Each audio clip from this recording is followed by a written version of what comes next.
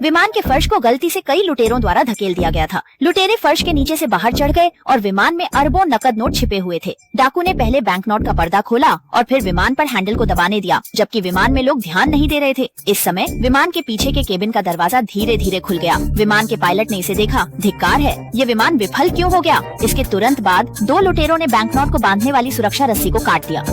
कई ton banknote इस तरह हवा में फिसल गए। दोनों चोरों ने कैमरे के खिलाफ एक प्रतियोगिता कार्रवाई भी की। फिर वे कूद गए और हवा में गायब हो गए। लुटेरों द्वारा विमान से बाहर धकेला गया बैंकनोट हवा में मुक्त गिरावट शुरू कर दी। लुटेरों ने जल्दी से बैंकनोट के पास पहुंचा और फिर मध्य हवा में बैंकनोट के सुरक्षात्मक जाल को काट दिया। बैंकनोट तेजी से हवा से बिखर गए, जिसकी कीमत अरबों थी। बैंकनोट तुरंत हवा में बिखर गए। जल्द ही एक गाँव के लोग जब उन्होंने जमीन पर पड़े बैंकनोट देखे तो वे खुश थे कि आकाश से पैसा बरस रहा है।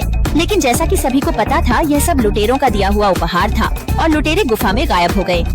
उन्होंने पैराशूट खोला और सफलतापूर्वक जमीन पर उतरे। ये दो चोर पौराणिक चरम चोर थे। वे सैकड़ों लाखों की चीजों को चुराने के लिए कुछ चरम खेलों में माहिर थे। एक बार जब उन्होंने सोना चुरा लिया तो वे लगभग दुर्घटना में थे। इस समय टॉम सड़क पर कार चला रहा था और अचानक एक बख्तरबंद वाहन सीधे उसकी कार से टकरा गया। टॉम ने देखा कि यह लेनदार था। टॉम ने तुरंत स्टीयरिंग व्हील को पटक दिया और बख्तरबंद वाहन से बचने की कोशिश की, लेकिन बख्तरबंद वाहन बहुत कठिन था और उनका समूह उसे बिल्कुल नहीं ले सका।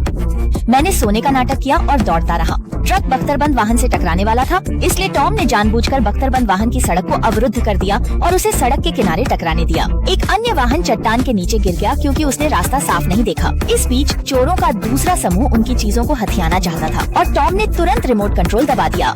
यह पता चला कि पहाड़ पर घात लगाने वाले बमों ने सभी पहाड़ों को विस्फोट कर दिया, जबकि टॉम ने एक हेलमेट पहना, अपनी मोटरसाइकिल पर सवार किया और सभी तरह से दौड़ना शुरू कर दिया। पहाड़ से गिरे मलबे ने सभी चोरी सोने को दफन कर दिया।